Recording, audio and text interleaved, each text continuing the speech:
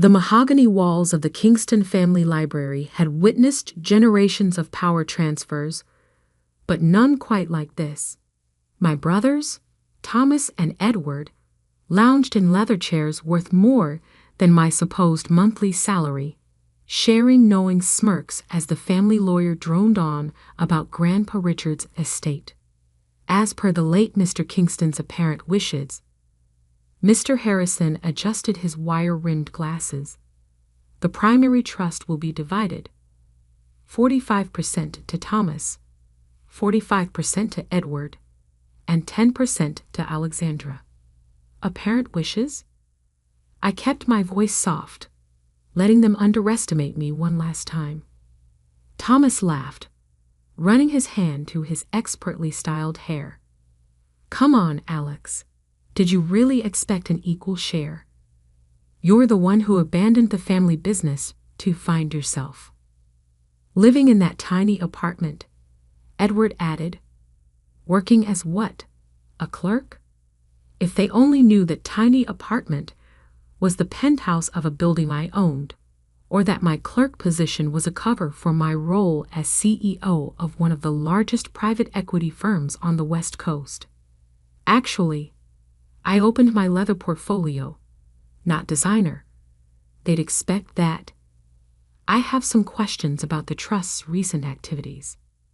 Mr. Harrison's carefully neutral expression flickered. The trust operations are quite complex, Miss Kingston. Perhaps we should focus on the distribution, like the $27 million transferred to Cayman Islands accounts last month. I kept my tone conversational. Or the series of shell companies created under Grandpa's name. 3 months after he died, the temperature in the room seemed to drop 10 degrees. Those are confidential matters, Thomas snapped, his smirk fading. Nothing about this trust is confidential to its real controller. I pulled out the first document. Grandpa's original will, dated 1 week before his death. That's impossible. Mr. Harrison stood abruptly. The will was signed 3 days after he died. I raised an eyebrow. Interesting timing, considering I have security footage of you and my brothers entering his study that night, carrying some very interesting documents. Edward's face went pale. You're bluffing. Like you bluffed about Grandpa's mental state in his final months. I extracted another file. His medical records show he was perfectly competent when he made me executor of the Kingston Trust. 3 years ago. Thomas lunged for the papers, but I held up my phone. The documents are already with the SEC, along with evidence of every fraudulent transaction you've both been hiding. You can't. Thomas started. Can't what? Protect my inheritance? Fulfill Grandpa's real wishes. I stood, walking to the portrait of Richard Kingston that dominated the library wall. He knew what you were planning. Why do you think he changed the trust structure? What are you talking about? Edward's voice cracked. I pressed my thumb to the portrait's frame, a hidden biometric scanner Grandpa had installed. The painting swung forward, revealing a wall safe. Grandpa gave me this access code on my 25th birthday. I entered the combination. Said I was the only one who saw wealth as responsibility, not entitlement. Mr. Harrison moved toward the door, but I clicked a button on my phone. The security team won't let you leave, Mr. Harrison. Not until we discuss your role in falsifying legal documents. The safe opened with a soft click. Inside lay the truth they tried to bury. The real trust documents, videos of Grandpa explaining his decisions, and evidence of every scheme my brothers had run thinking no one was watching. Your share? I echoed Thomas's earlier mockery. Let's talk about shares. The Kingston Trust doesn't divide into percentages. It has one controller, chosen by Grandpa, based on character, not birth order. I placed a USB drive on the desk. This contains everything. The real will, proof of your embezzlement, recordings of your conspiracy with Mr. Harrison. I checked my watch. 3 minutes. Copies will reach the FBI, SEC, and family board members. You destroy your own brothers? Edward whispered. No, I picked up Grandpa's favorite fountain pen from the desk. You did that yourselves. I'm just executing Grandpa's last wishes to protect the Kingston legacy from those who would abuse it. My phone buzzed, an alert that the files had been delivered. Right on schedule. Now, I sat in Grandpa's old chair, feeling its familiar leather embrace. Let's discuss your futures. They're about to change dramatically. Through the library's surveillance cameras, I watched my brothers' faces as reality finally hit them. Their perfect world of privilege and power was about to shatter, and their little sister, the one they'd mocked and dismissed, held all the pieces. Grandpa always said true wealth shows character. I opened my laptop, displaying their complete financial records. Time to show me yours.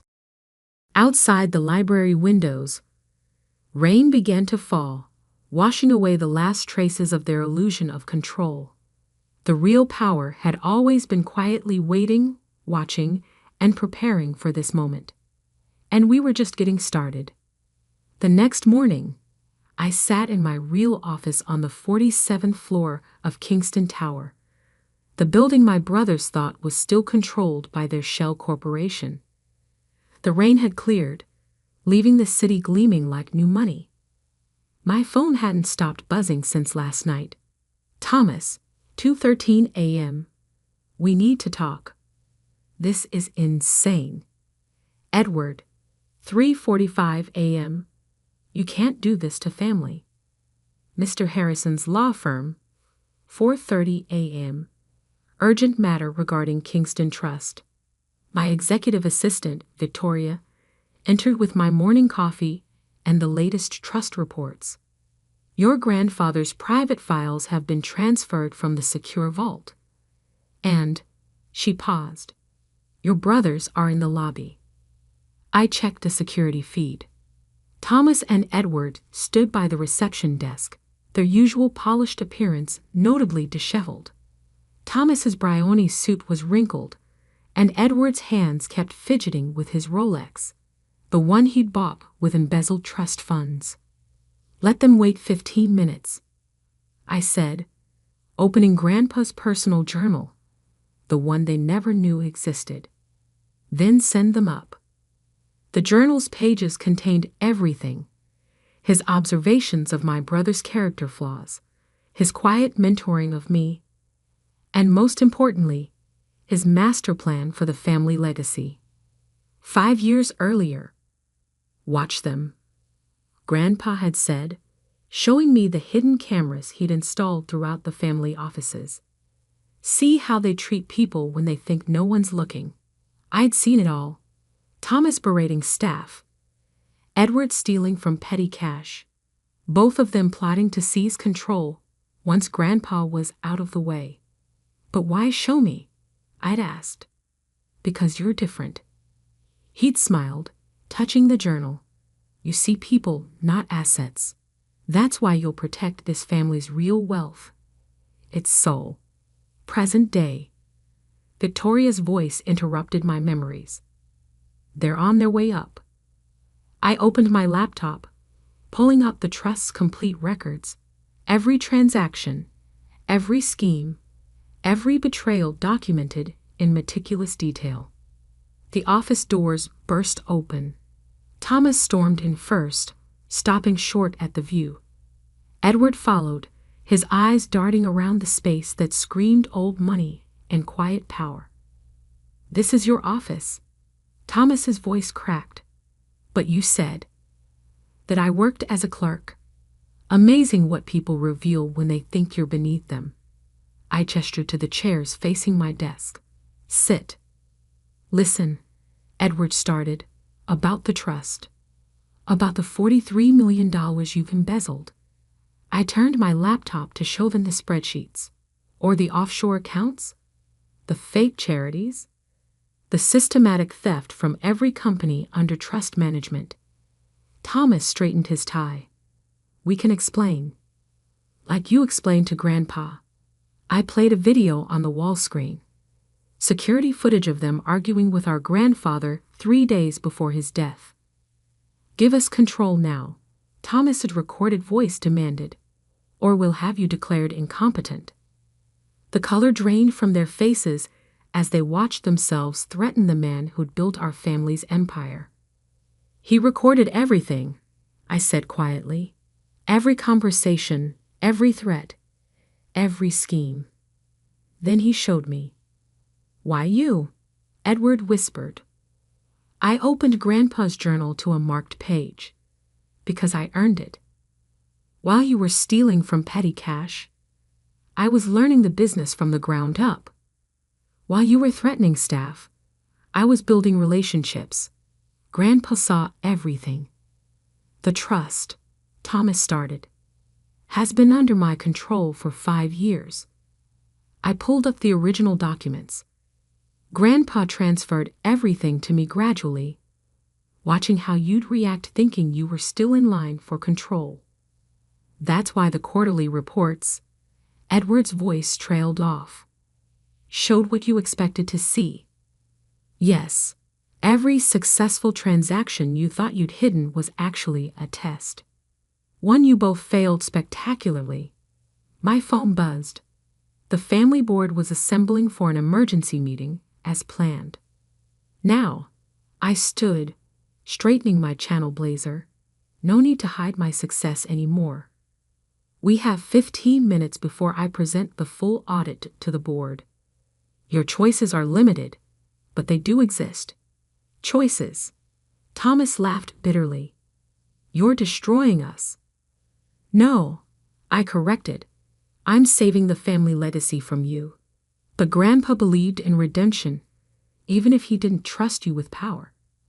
I slid 2 folders across the desk. Option 1. Resign all positions, enter the rehabilitation program Grandpa designed, work your way up from entry level under strict supervision. Option 2. Face criminal charges for fraud, embezzlement, and conspiracy. Entry level? Edward looked horrified.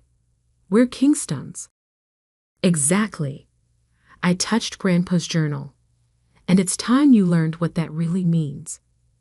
Through the office windows, I could see the family board members arriving, gathering in the conference room where their world was about to change. Time to choose, brothers. I checked my watch. The board meets in 10 minutes, with or without your signatures on these agreements. Thomas reached for a folder with trembling hands. You planned this all along. No, I said softly. Grandpa did. I'm just the one who proved worthy of his trust. The morning sun filled the office, reflecting off the city buildings my grandfather had built and my brothers had tried to steal. But the real family legacy wasn't in the buildings. It was in the choice between power and responsibility. And my brothers were about to learn the difference. The Kingston family boardroom fell silent as I displayed the trust's real financial records on the massive screen. 12 board members, cousins, uncles, family friends who'd served for generations, stared at the evidence of my brother's systematic theft. Thomas and Edward sat at the far end of the table, their signed rehabilitation agreements placed prominently before them. They looked small somehow, stripped of their arrogance. As you can see, I continued, Grandfather Richard's decision to transfer control to me was based on substantial evidence of misconduct. I clicked to the next slide. These are the original trust documents, signed and witnessed 5 years ago. Uncle Philip, our father's older brother, leaned forward. All this time, you've been running everything? The legitimate operations? Yes. I pulled up performance charts. Under my management, the trust's legitimate assets have grown by 47%. The charitable foundation has doubled its impact. The family's core businesses are more profitable than ever. And my sons. Dad's voice cracked slightly. He'd arrived just minutes before, summoned by the board's emergency notice. I met his eyes. We're stealing millions, threatening staff, and plotting to seize control through forged documents. I softened my tone. I'm sorry, Dad, but Grandpa saw it coming. The screen changed to show a video recording. Grandfather Richard's familiar face filled the frame, recorded in his study 3 months before his death. If you're watching this, he began, Alexandra has finally revealed the truth about our family's legacy. The trust, the businesses, the foundation. Everything I'd built was never meant for those who valued power over purpose. Thomas shifted uncomfortably as our grandfather continued. I watched my grandsons become exactly what I feared, entitled, corrupt, dangerous to everything we built. But Alexandra, he smiled. She showed me what real leadership looks like. Quiet strength, genuine compassion, strategic brilliance hidden behind humility. The board members glanced between me and the screen, seeing the parallels Grandpa had spotted years ago. The rehabilitation program exists for a reason. Grandpa's recording continued. Because family is about second chances, but only for those willing to earn them. I paused the video. Thomas and Edward have chosen to enter the program. They'll start in entry-level positions, learn every aspect of our businesses properly this time, under strict supervision. And if we refuse, Thomas burst out, then flinched as every head turned to him. Then the SEC gets everything. I clicked to display their criminal exposure. Fraud charges, asset seizure, public trials. You'd send your own brothers to prison, Dad asked quietly. They sent themselves there, I corrected. I'm offering a way back, like Grandpa wanted. Edward spoke for the first time, his voice hollow. The shell companies, the offshore accounts, will be dissolved, I finished. All stolen funds repaid. The trust will absorb the losses, but our family's reputation stays intact, provided you both comply completely. Uncle Philip cleared his throat. And the future leadership structure? I stood, walking to the window overlooking the city our family had helped build. Grandpa left specific instructions. The trust remains under my control, but with new oversight provisions. A reformed board, ethical guidelines, transparent operations. And us? Thomas gestured to himself and Edward. You'll have a chance to earn back positions of responsibility. Real ones, based on merit, not manipulation. I turned back to the board. But first, you need to understand what being a Kingston really means. I played the final part of Grandpa's video. To those watching this, his image said, remember, true wealth isn't in what you own, but in how you use it. Alexandra understood that. Now she'll teach it to others, even those who tried to destroy her.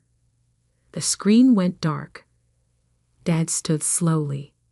I need to know, how long have you known about their crimes? Since the beginning, I admitted. Grandpa showed me everything, taught me to watch and wait, to be ready when they finally went too far.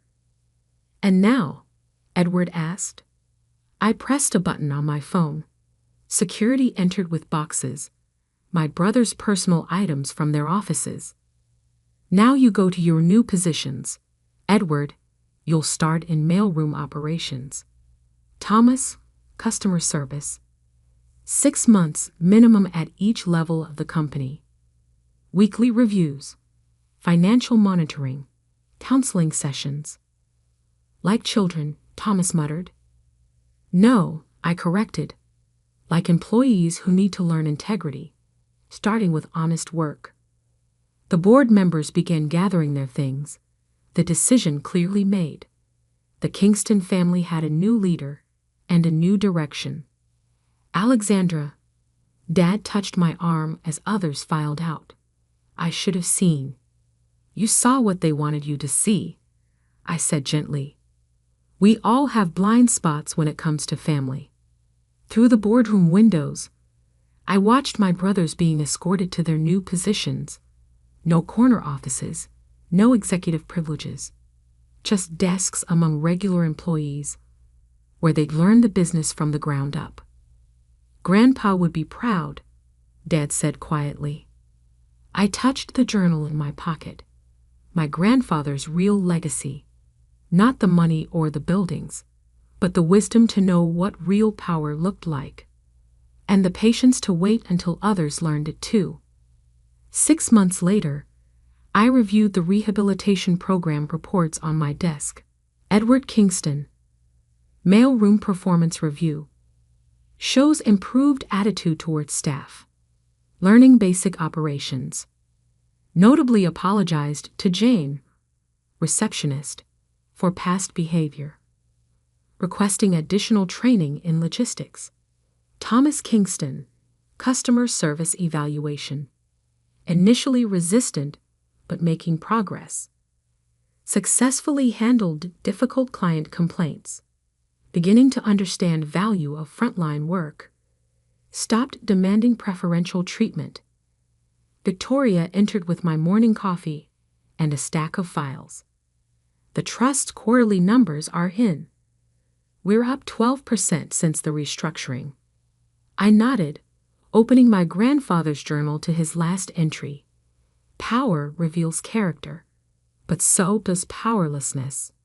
Watch how they handle both. My phone buzzed with a text from Edward. Meeting today. Found some inefficiencies in the mailroom system. Want to propose improvements. Progress. Small steps, but progress nonetheless. The security feed showed Thomas at his customer service desk, patiently handling a complaint. No sign of his former arrogance. 6 months of actual work had begun to reshape him. Your father's here, Victoria announced. With the foundation proposals. Dad entered, looking more relaxed than I'd seen him in years. The new youth financial literacy program is ready for review. He placed a folder on my desk. Edward helped organize the mailroom's contribution to the delivery system. Voluntarily. His idea, actually. Dad sat down. They're changing, Alex. Both of them. You and Grandpa. You were right. I pulled up the rehabilitation program's next phase on my laptop. They've earned level 2 access. Still restricted, still supervised. But progress, Dad finished. The office doors opened again. Thomas and Edward entered, both in standard business attire, no more custom suits. They looked different. Humbler. The quarterly reports. Thomas placed a file on my desk. I've highlighted some customer service insights that might help improve trust operations. Edward added his own report. And the mailroom efficiency proposal. It could save the foundation thousands in delivery costs. I studied them both. 6 months ago, they would have considered this work beneath them. Now they spoke about it with genuine interest. Sit, I gestured to the chairs. Let's discuss your progress. They sat, not lounging like entitled princes, but sitting straight, attentive, ready to learn. Grandpa left instructions for this moment too, I said, opening his journal, about second chances and real inheritance. We understand now, Edward said quietly, what he meant about earning it. Thomas nodded. The customers I talk to, the people we actually serve, I never saw them before. Not really. I turned my laptop to show them their new assignments. Phase 2 begins next week. Edward, you'll move to operations management. Junior level. Thomas, client relations. Still supervised, still restricted. Thank you, Thomas started. Don't thank me yet, I cut in.